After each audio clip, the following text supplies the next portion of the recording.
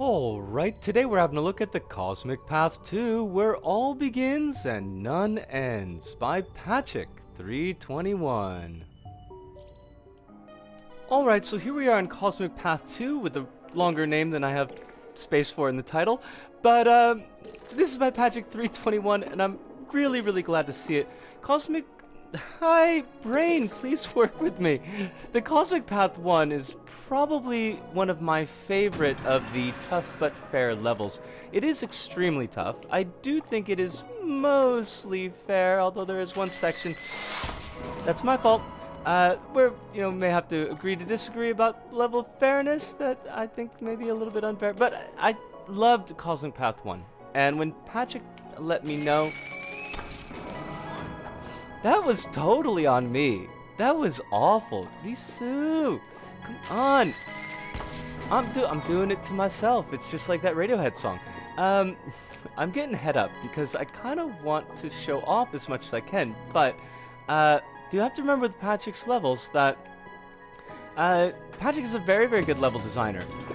But the Cosmic Path did not play around as far as difficulty, and if this is going to be moving on from that,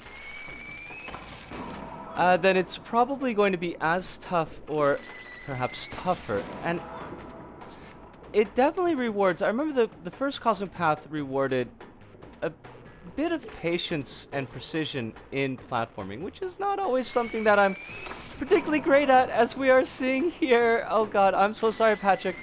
I want to show the level as well as I can. I'm not doing a great job of it, but it is cool. I love the kind of aesthetic design of the Cosmic Path levels so far. I think that it's a really good use. Please go! Please! I think it's a really good use of a limited palette of materials. You always know what the gameplay elements are going to be. You always know how things are going to be interacting. There's not sudden hazards coming in that you don't recognize as hazards because it's the introduction of a new type of material, and I think that is important. I'm doing terrible, folks. I am so sorry. Patrick, I am so sorry. But we're gonna persevere as well as we can. We did eventually end up beating Cosmic Path 1, and that was one of the prouder moments of LBP community stuff for me. Oh my god. Please, Entropy. Mother Entropy, please help me out here. Okay, let's, it's trying to do a couple things at once, and it's not easy, folks. It's not easy. Hi, we made it! Yatta! Only 16 seconds left. Why? Oh, that's interesting. Oh, I like that. But we only got 8 seconds. We're probably not going to be able to get too much farther. So we're going to pause it here. We'll talk about it back at the hub. See you there. See yas. And we're back. And the Cosmic Path 2, where all begins and none ends, by Patrick 321. And it's probably not a very big surprise, but I would definitely say that is a green circle here. It's an exceedingly well put together, solid level. And I was actually a little bit surprised that Patrick has listed this as a demo. And I know that in the level select page mentions that this is part 1 of a 4-part adventure. Patrick's not sure if he's going to be able to finish the entire adventure, and wanted to just at least put this up so that people could play with it and maybe perhaps to give a little bit of a push to finish the rest of it. But I mean, perhaps you could see this as a demo for the adventure itself, but as a level, it's absolutely complete. It's just quite a robust level. I played it through the first time to completion. It took about 24 minutes, and I didn't play it through to completion the second time when I was playing for the pips, but I am really super pressed for time now, so I apologize for that. But there's nothing in this that screams demo to me, although there are a couple of places, one particular point where I think could use a little bit of polish. Now, I did mention in the video that, and I've mentioned in a number of videos, we played Patrick 321's Cosmic Path 1 way back in the day in roughly 50 minutes fresh, and it stands out to me as one of my favorite tough but fair precision platformers. It's a really difficult level, and at times a frustrating level. And there's one bit towards the end that I don't have a pip up of now, because I just didn't have the time to get to it, although I do have some pips, as you see, where you're swimming through some floaty fluid, and Patrick's the king of floaty fluid, and there are blocks that are going to be pushing you out of layer and you'll fall to your death. That part was a wee bit frustrating, but I found Cosmic Path 1 did a really good job of kind of building up the challenge for the player and encouraging the player to continue. It also had a very solid presentation, a solid design to it. The gameplay elements were very, very nicely implemented throughout. There weren't too many gameplay elements, so it was easy to keep them kind of fresh in your mind or complete in your mind. And that is something that I feel really carries through, that the design philosophy carries through to Cosmic Path 2. As far as visual presentation, it is exceedingly similar in all good senses of the word to Cosmic Path 1. We're using the same type of material set. It's just as well chosen this time around as it was the previous time around. You've got little floaty bits in the background. You've got some characters. Avalon is in there and Newton is in there, and other characters that show up throughout the level.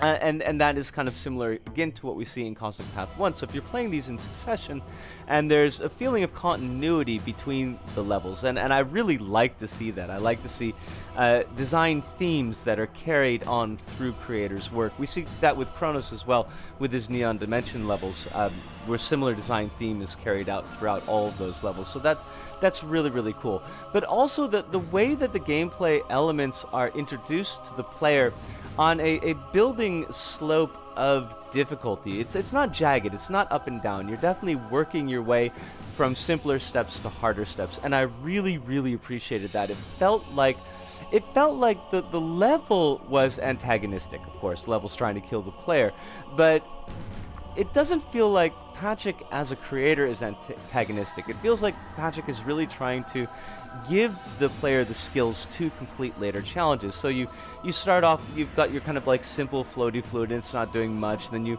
introduce a little bit of movement to that floaty fluid, and then you've got a static new type floaty fluid with the electricity in it, which we're going to talk about a little bit later, and then you're working with that, but now this time it's moving, and it's always kind of building upon previous challenges, and I think that's really, really important, especially with precision platformers, because there's enough in just, can I do this from a reflexes standpoint or gameplay standpoint to not have to worry about the difficulty curve jumping up and down all the time. So that's really cool. That's really well handled.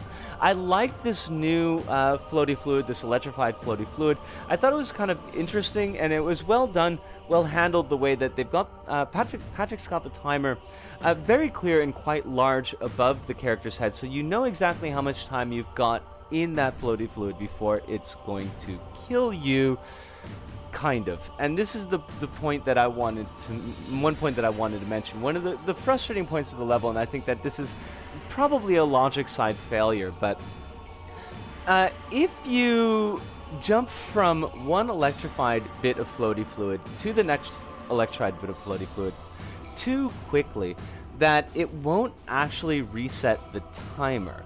Now, a lot of times that's not really going to catch you, and you probably won't notice it until you get to this bit where you've got kind of an upside down U, which I guess would be a lowercase n, and it's got floaty fluid on, electrified floaty fluid on either side of it, and it's being carried across to the right side of the screen, and you've got to be jumping from one bit of floaty fluid to the next bit of the floaty fluid, because if you stay in either one of them too long, you'll die. Now, there's also some electrified, chunks of material that you're going to be passing by, so there's a fair amount of precision that needs to be done here. But because if you make your jump too quick, and if you're in the empty space in the middle for too short a period of time, when you end up back in the new bit of floaty fluid and your timer hasn't reset, you're probably not going to have enough time to jump back out again. So what you've almost got to do is you've almost got to pause, with the air brakes, with the air direction, in mid-air just a bit before going into, where you're trying to land. And I think that juggling that one extra piece is going to make it a little bit frustrating for players, especially because that is a bit of a longer section, and dying resets the entire obstacle. It sends you all the way back to the beginning. So I think maybe that logic needs to be looked at so that there's a reset on that timer the moment that you are out of that electrified floaty fluid, that you're not going to accidentally have time left on it. So that's one thing that I found that was just a bit tough. There's another bit at the end I kind of want to highlight because I think it's a good example of how frustration loops can happen and how playing patiently can actually get you a better result than rushing through something. Where you've got bits of floaty fluid, circles of floaty fluid, they're going up into the screen, sometimes coming down into the screen, into the bottom or the top, and you've got to kind of get from one to the other and jump across, barricades or barriers where there's little gaps, so that you can progress onto the wormhole that's going to get you to the end of that level.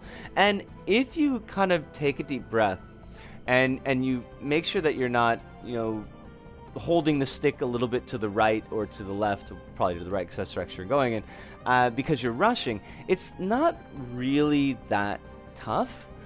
But if you do try to rush that section, if you're not holding straight up on the stick, for example, when you're jumping up from bubble to bubble, it's really easy to hop out of the bubbles and into the electrified material. So it's kind of, as a player, you're working against yourself because you're rushing too much where you shouldn't be rushing. And I think that Patrick does excel in that kind of obstacle where, if you stop yourself, if you force yourself to kind of handle the obstacle as it is, it's not super tough. It is difficult, but it's not super tough. But if you start to rush it, and that's where the deaths start to pile up. So with a lot of these levels, but with this one, because I'd like everybody to get through this one to the final bit. It had 16 plays on it when I put it on the list. I think I had 18 plays on it when I actually got around to playing it. I'd love to see this level get more plays. I'd love to see this level get more love. And I'd love to see the full package, the full Cosmic Path adventure. It's something that we might not have the time to look at in an episode of Little Bite-Sized Planet, just because of time constraints in my life recently. But to split that up over a number of streams and to take a look at all those levels, I think would be really cool. Patrick, do it! You have my support. But I think I've gushed enough about this level. I loved it. I think it's absolutely top to bottom, it's great. It hits all of my buttons, and hopefully it'll hit all of your buttons. The good buttons, not the bad buttons, the good buttons. But I think that pretty much does it for us this go about. So, from me, Disco, here in Osaka, to all of you out there, wherever you may happen to be, thank you, arigato, arigasamayota, sayonara, see you, and ciao.